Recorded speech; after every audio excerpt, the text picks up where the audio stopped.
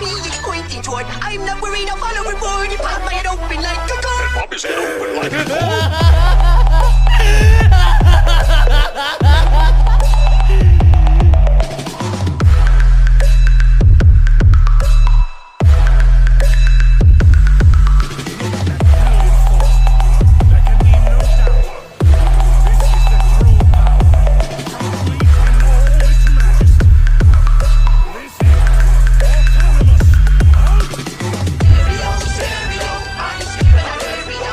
इस एपिसोड की स्टार्टिंग में हमें ये पता चलता है कि टूर्नामेंट ऑफ पावर को बीते कुछ टाइम बीत जाता है।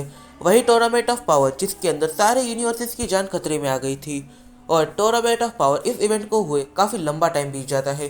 गोकू, वेजिटा और गोहान ये तीनों काफ़ी अच्छे से ट्रेनिंग करते हैं, पर इनके दिमाग में एक सवाल फिर भी था कि आखिर इनका दोस्त ब्रोली कहाँ पर चला गया। दूसरी तरफ जिस पैरासाइट ने ब्रोली के बॉडी पर अपना कंट्रोल किया था, वो धीरे धीरे कर अपने कंट्रोल को एक्सपैंड करने लग जाता है। और एक ऐसा टाइम आ जाता है जब वो ब्रोली के बॉडी पर पूरी तरीके से अपना कंट्रोल कर लेता है।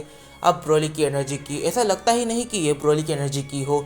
उसकी बॉडी का स्ट्रक्चर पूरी तरीके से चेंज हो जाता है और अब ब्रोली गॉड ट्रांसफॉर्मेशन में बिल्कुल भी नहीं जा सकता।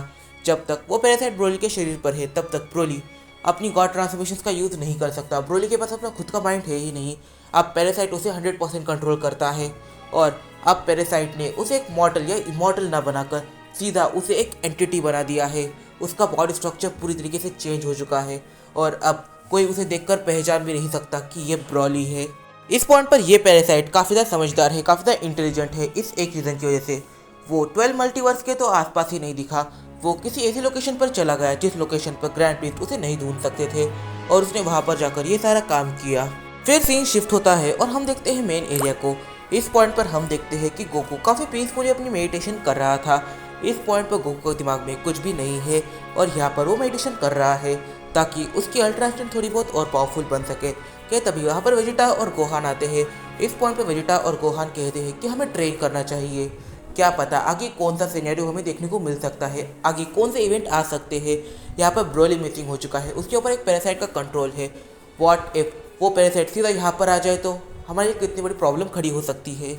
तभी वीस वहाँ पर आ जाता है। वीस इस पॉइंट पर गोकू, वेजिटा और गोहान इन तीनों की तरफ देखता है और कहता है तुम तीनों ने ही एक गॉड लाइक स्ट्रेंथ को अचीव कर लिया है, तुम काफ़ी ज़्यादा पावरफुल बन चुके हो, तो फिर तुम लोग अपना ट्रेनिंग सेशन स्टार्ट कर दो।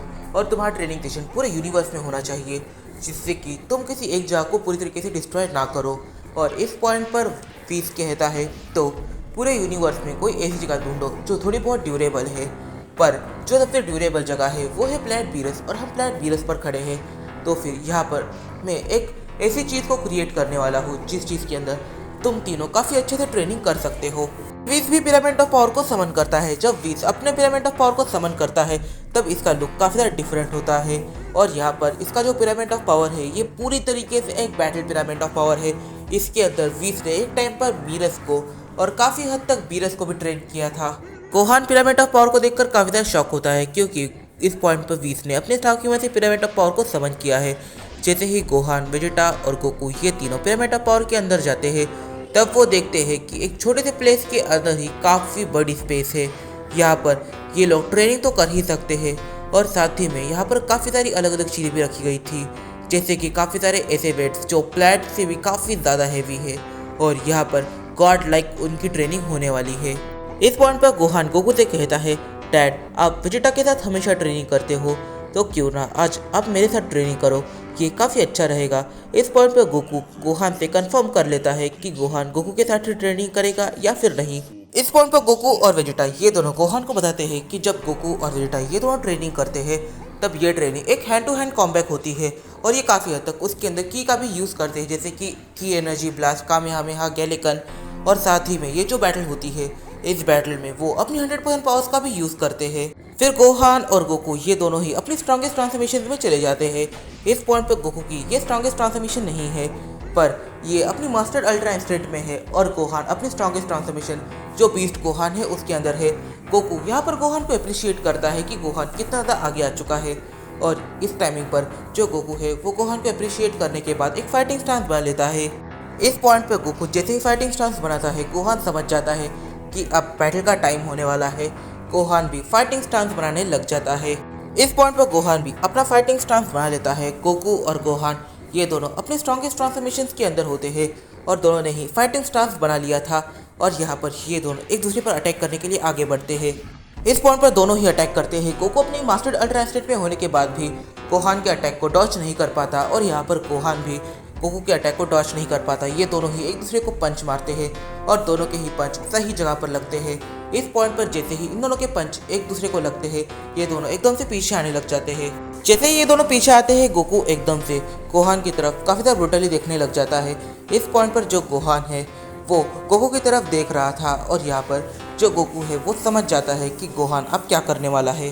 गोहान अटैक करने के लिए आगे बढ़ता है और इस पॉइंट पर जो गोहान का अटैक है वो काफ़ी ज़्यादा पावरफुल था, बट गोकू गोहान के अटैक को पूरी तरीके से डॉज कर लेता है और यहाँ पर जो गोहान है वो लगातार गोकू के ऊपर पंचेस से अटैक करता है, बट गोकू गोहान के सारे अटैक्स को काफ़ी इजीली डॉज कर रहा था। पर कुछ टाइमिंग के बाद जो गोहान है वो गोकू के स्पीड के साथ थोड़ा बहुत मिक्स होते हुए दिखने लग जाता है। यहाँ पर गोहान के पंचेस और किक अब ये गोकू के ऊपर इफेक्ट कर रहे थे और इस पॉइंट पर जो गोकू है वो गोहान को पूरी तरीके से डॉज नहीं कर पा रहा था। और फिर गोहान आगे कहता है, डैड मैं आपको सरपास करके रहूँगा। इस पॉइंट पर इनकी ट्रेनिंग 100% पावर्स के साथ होने वाली थी, तो यहाँ पर गोकू अपने सारी ही टेक्निक को गोहान के सामने रख देता है। इस पॉइंट पर गोकू एकदम से अपने सुसानो को गोहान के सामने एक्टिवेट करता है और कहता है, हार बिल्कुल भी मत मानना गोहान। यहाँ पर गोकू और गोहान इन दोनों की ही बैटल स्टार्ट होने वाली होती है और वो भी इनकी एक्सट्रीम पावर्स के साथ। यो तो इस वीडियो में काफ़ी सारे सवाल निकल के आते हैं। सबसे पहला सवाल तो यहाँ पर ये निकल के आता है, ये जो हैंड टू हैंड कॉम्बैट है आखिर ये कितना ज़्यादा पावरफुल बन सकता है। इस पॉइंट पर गोकू अपने सुसानो ट्रांसफॉर्मेशन के अंदर जा चुका है, मतलब कि वो अपनी मास्टर अल्ट्रा इंस्टेंट में ही है, पर अब वो अपने सुसानो को यूज़ कर रहा है और वो भी गोहान के अगेंस्ट। इस पॉइंट पर गोहान इस चीज़ से कैसे डील कर सकता है? क्या वो अपनी ग्रेट एप ट्रांसफॉर्मेशन में जाएगा या फिर वो भी गोकू की कॉपी करेगा? और यहाँ पर क्या गोहान का गोकू के सामने कोई चांस भी बनता है? इस पॉइंट पर काफ़ी सवाल मिल के आते हैं, तो इन सवालों की जवाब हम जानेंगे अपने आने वाले कुछ वीडियोस में। तब तक के लिए बाय बाय। अगर तुम्हें ये वीडियो पसंद आई है तो प्लीज़ इस वीडियो को जाकर एक लाइक करना मत भूलना, क्योंकि इस वीडियो को बनाने में मुझे काफ़ी ज़्यादा मेहनत लगी है। कमेंट करना मत भूलना और इस वीडियो को अपने फ्रेंड के साथ शेयर जरूर से कर देना।